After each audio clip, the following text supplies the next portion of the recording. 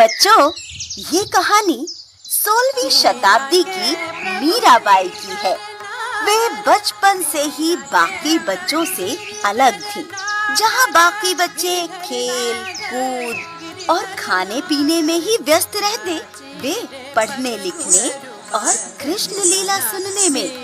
मीरा, तुम हमेशा कृष्ण की लीलाओं में क्यों खोई रहती हो? दादी सा, मुझे कान्हा की कहानियाँ बहुत पसंद है। क्या आप मुझे और कहानियाँ सुनाएंगी? जरूर बिटिया। लेकिन ये बताओ, तुम्हें कान्हा इतने क्यों पसंद है? क्योंकि वे बहुत दयालु और साहसी हैं, हमेशा सच्चाई के लिए लड़ने वाले।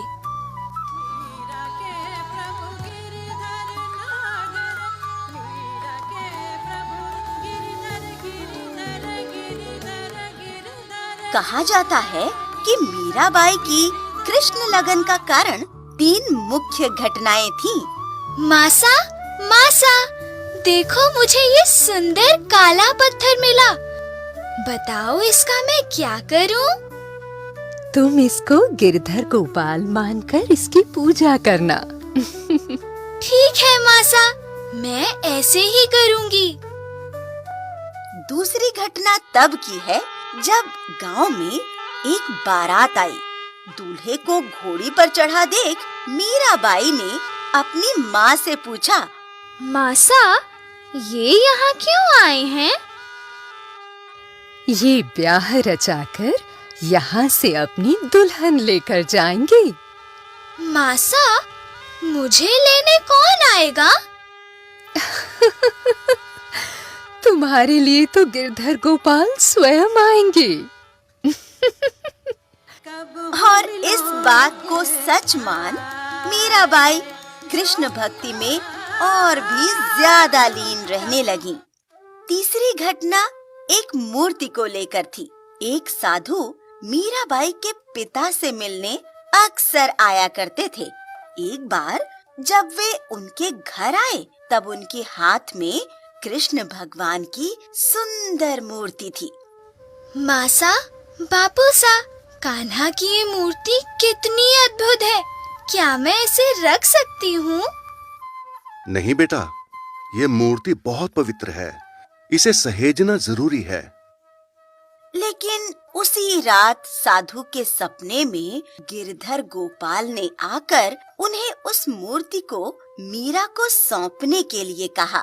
तब साधु ने वो मूर्ति उसे सौंप दी और मीरा ने भी आजीवन उसे अपने साथ रखा। इन तीनों घटनाओं ने उनके बाल मन पर गहरी छाप छोड़ी और वे पूर्ण रूप से कृष्ण भक्ति में लीन हो गईं। मीरा को पदों की रचना और गायन में भी रुचि थी। अपनी कृष्ण भक्ति को अभिव्यक्त करने के लिए वे व्याकुल रहती थीं। मासा, मैं कान्हा के लिए पदों की रचना करना चाहती हूँ। क्या आप मेरी मदद करेंगी? हाँ बिटिया, जरूर। तुम जो भी महसूस करती हो उसे पदों के माध्यम से गाओ। तुम्हारे शब्द कान्हा तक अवश्य पहुँचेंगे। इन्हीं प्रयासों से मीरा में एक महान रचनाकार ने जन्म लिया और इसी प्रकार उनके बचपन के दिन बीतते गए। 16वीं शताब्दी में बाल विवाह एक आम बात थी। इसी के चलते 12 वर्ष की छोटी सी आयु में ही मीराबाई का विवाह चित्तौड़ में राणा सांगा के पुत्र भोजराज से हुआ। विवाह के बाद भी मीरा की कृष्ण भक्ति कम न हुई। हालांकि कहा जाता है कि उनके पति भोजराज और उनके ससुर राणा सांगा से उन्हें कृष्ण भक्ति में समर्थन मिला। मीराबाई के विवाह के कुछ समय बाद भोजराज की आकस्मिक मृत्यु के चलते वे छोटी आयु में ही विधवा हो गईं। उस समय में विधवाओं को चिता पर जिंदा जला देते थे, लेकिन ये सती प्रथा उनको स्वीकार्य नहीं थी।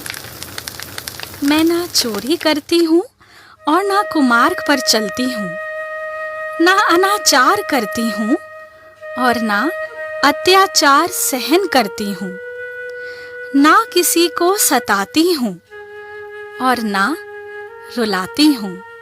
मैं अपने हाल में मस्त रहकर मनमोहन नटनागर गिरिधर गोपाल का भजन करती हूँ, मंदिर में दर्शन करती हूँ तथा भगवत कथा लीलाओं का श्रवण करती हूँ। मनुष्य जन्म 84 लाख योनियों को भुगत लेने के पश्चात मिलता है। ऐसे सुंदर अवसर को जानबूझकर बर्बाद करके जल मरना कहाँ की बुद्धिमानी है। मैं मनुष्य जन्म को सफल करने हेतु सती होने के बजाय गिरिधर का भजन करूंगी।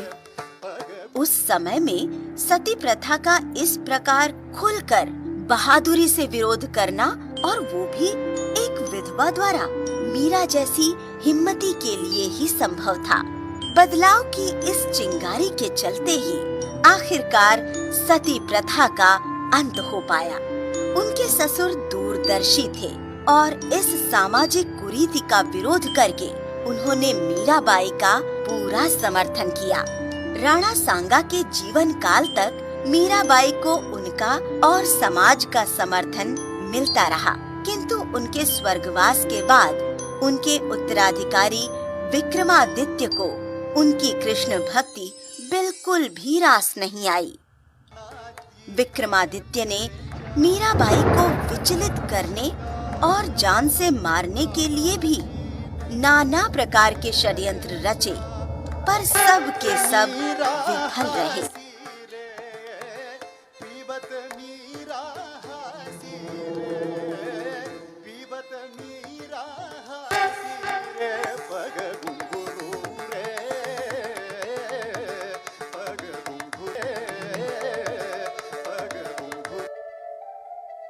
ऐसे अनगिनत प्रहारों के चलते मीराबाई ने अपने पीहर मेड़ता जाने का फैसला लिया। कुछ वर्ष वहाँ बिताने के बाद वे ब्रज भूमि गईं और फिर वहाँ से अपने प्रिय कृष्ण की नगरी द्वारका की ओर चल दी। द्वारका में रहकर कृष्ण भक्ति में लीन वे अपना समय बिताने लगी। मीराबाई ने प्रण लिया था कि वे चित्तौड़ वापस कभी नहीं लौटेंगी। कुछ वर्षों बाद भोजराज के छोटे भाई उदय सिंह ने चित्तौड़ की सत्ता संभाली। आगे चलकर उन्हें कोई लाइलाज रोग हो गया। मंत्रियों और जनता ने उनको सलाह दी कि मीराबाई को वापस बुलाने पर ही उनकी सेहत में सुधार हो पाएगा। हार मानकर उदय सिंह ने ब्राह्मणों की एक टोली को मीराबाई को वापस लाने के लिए द्वारका भेजा, किंतु मीराबाई का मन द्वारका में रम चुका था। एक तरफ ब्राह्मणों का आग्रह और दूसरी ओर कान्हा का प्रेम। इस समस्या का हल आखिरकार उन्होंने अपने कान्हा पर ही छोड़ दिया। मीराबाई जब कई घंटों तक मंदिर से बाहर नहीं आईं, तो ब्राह्मण उन्हें देखने पहुँचे, पर वे वहाँ नहीं थीं। लोग कहते हैं कि शायद वे कृष्ण में ही समा गईं, पर सच क्या है कोई नहीं जानता। तो बच्चों, ये थी संत मीराबाई की अनूठी कहानी। वे भगवान कृष्ण की भक्ति में डूबी एक महान विभूति थी। उन्होंने आजीवन अपने मन की सुनी और सच्चाई का पालन किया। आप भी अपने जीवन में उनके साहस, भक्ति, दया और रचनात्मकता से प्रेरणा लो और एक अच्छे इंसान बनो। बोलक दी मेरे सतगुरु